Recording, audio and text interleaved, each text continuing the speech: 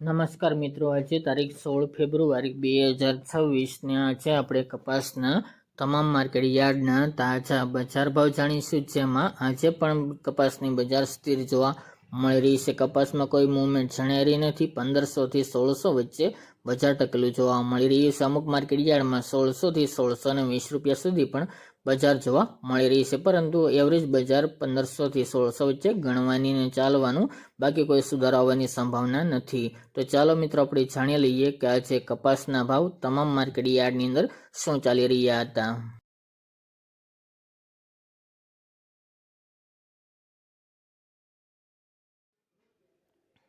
ખેડૂત મિત્રો, આજના કપાસના ભાવ જોઈએ તો હરસોલ 1500 થી 1591 રૂપિયા, વિરમગામ 1181 થી 1481 રૂપિયા, મોરબી 1351 થી 1561 રૂપિયા, જામજોધપુર 1300 થી 1600 રૂપિયા,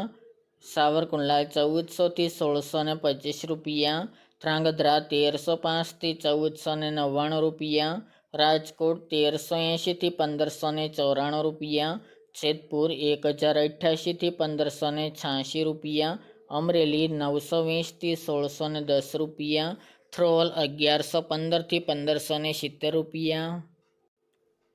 હળવદ 1200 થી 1596 રૂપિયા, બોટાદ 1321 થી 1616 રૂપિયા, ઉનાવા 1255 થી 1611 રૂપિયા, કુકરવાડા 1350 થી 1619 રૂપિયા, વિજાપુર 1400 થી 1608 રૂપિયા, કડી 1251 થી 1566 રૂપિયા, કાલાવડ 1100 થી 1565 રૂપિયા, જસદણ 1350 થી 1600 રૂપિયા, વડાલી 1450 થી 1627 રૂપિયા, વિસનગર 1325 થી 1612 રૂપિયા,